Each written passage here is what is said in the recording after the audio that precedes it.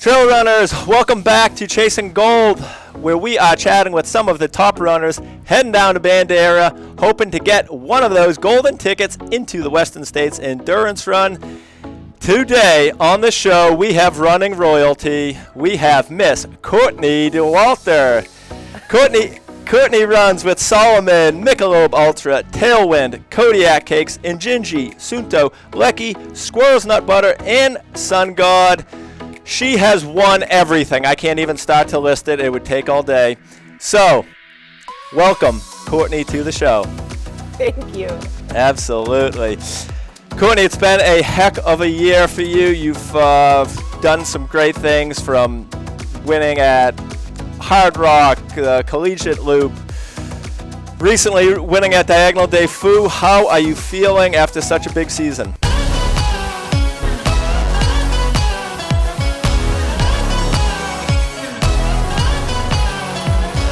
Oh man, it was a really fun season. I feel really lucky. I think it was a cool variety pack for me this past year of races I've done before, new races, trying out some shorter stuff, and I got to do a race with my mom and throw a long, just FKT project in the mix. It was really cool to kind of jam pack it all in there. Yeah, I saw that race with your mom. That was so cool. So cool to see. Hopefully your mom comes back for another 50. Oh, absolutely.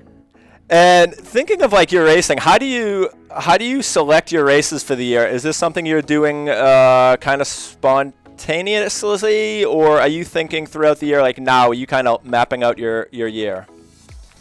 A little bit of both. I really try to figure out what's pulling me the most, what type of race is the most interesting, or what fires me up right now to try. So tuning into that to figure out where I want to invest my energy and my time for training, and then I'll try to have enough foresight to plan the year ahead, but sometimes it just ends up being kind of spontaneous at the end of it.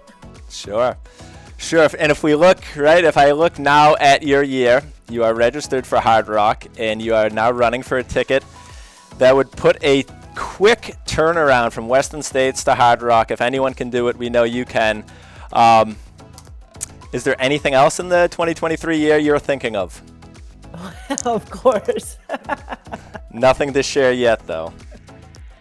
Fair enough. I mean, step one is Bandera, so I'm really excited to try it out. I've never run the trails down there, never done this race, and I would love to set up that summer double, so we'll see what happens.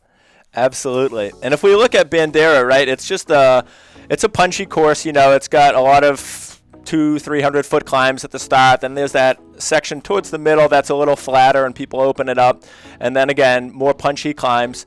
So how does keep telling me things? So looking at a course like that is just short, punchy climbs all day long. How does your training differ than when you're preparing for these epic mountain races, which will have you climbing for hours and descending for hours at a time? Oh man, I don't know that I've done the appropriate training for this, but we'll find out soon. I really just have spent the last month trying to get some running legs back under me.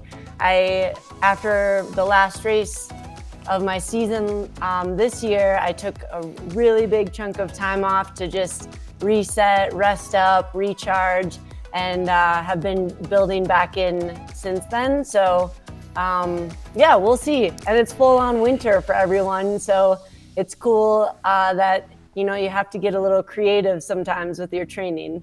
Sure. And how does your training generally look? Are you tracking duration, like time on feet, or are you tracking miles? And is it pretty structured?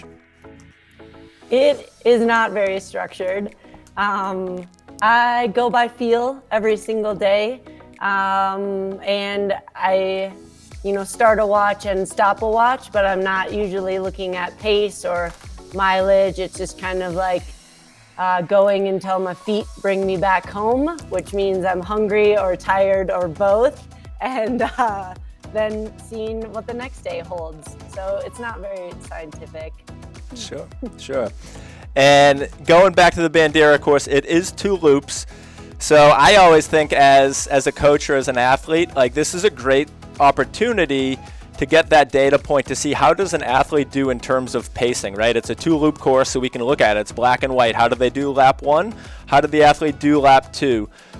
Approaching an event like this, not so much are you trying to hit a specific time, but are you trying to run even throughout the race? Are you trying to run faster at the end of the race? How does that look? I would love to run close to even, or make it hurt really bad on that second lap and see what's left in the tank. But I don't run by splits or anything like that. So of course at the halfway mark, we'll be able to see, what the time is and then the time at the end, but that won't be like in the forefront of my mind and how I'm racing. I try to more just like shift it into gear and go and ride the roller coaster for pacing and how it feels. Sure. And is there anything fueling or hydration wise that differs in an event like this versus an event like UTMB or a bigger mountain event? Yeah, I think it's a good thing I should start thinking of more specifically. But this one will be more of a running, full on running the whole time. I don't think there's many hiking sections, if any. And so thinking about probably taking in just way more liquid calories than solids, because when I'm running, those sit better than trying to take in real food versus a hiking course. You can maybe chow down on a piece of pizza and it's okay.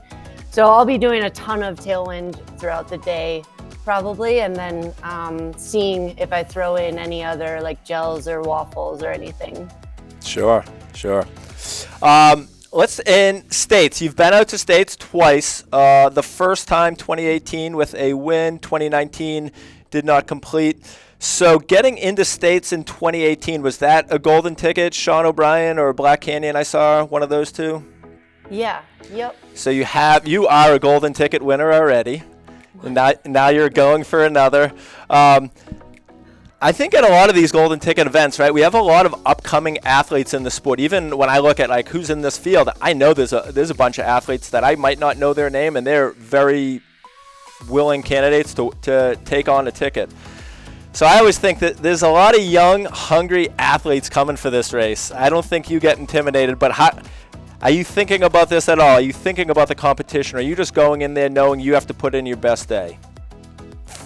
I'm going in putting in my best day and seeing where that lands me. I have no idea the field and who will be there or what names, like you said, we don't know yet that we should know. So all we can all do is bring our best race, bring our best 100K to the day and see how it plays out. Awesome.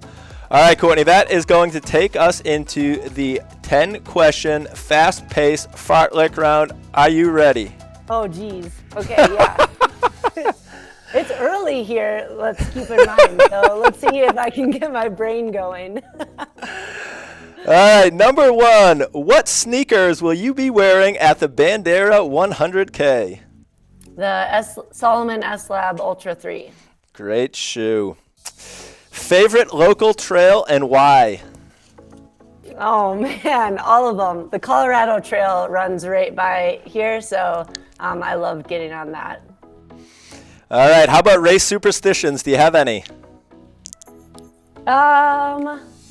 Nothing. Well, I always call my parents before a race, no matter what time of day it is in the world, just to say hey. And I always carry this little peace sign coin kind of thing that my mom gave me before my first 100-mile race that I finished. Cool. How about New Year's resolutions? Do you have any? I don't have any. just to have as much fun as possible. Fair enough. Finish this sentence. Don't mess with blank. There is a saying in Texas, don't mess with Texas. So now we're having you. Don't mess with. I have no idea. All right, we'll give you a pass on it. How about pre-race breakfast? Is it standardized, or is it just go with whatever feels good that day? I am mostly just a coffee person before a race. No food. Usually for a 100K race like this, no food. Holy mackerel. Wow. All right, here's another tough one for you. You get to pick the song that starts the race. What is your walkout song? Oh, man. So either Queen, Don't Stop Me Now, or Prince, Let's Go Crazy. Sure. They say everything is bigger in Texas. What one Texan item do you hope this rings true for? The Finish Line beer. Nice. All right, number 9, secret weapon on race day. Shades, Coke, any sort of fuel. Do you have a secret weapon? Yeah, absolutely. Just a bunch of dad jokes. Nice. All right, the toughest question of the day. Number 10, what place are you finishing the Bandera 100K in? We'll see. All right. Thank you, Courtney. We will see you in Texas. Thank you.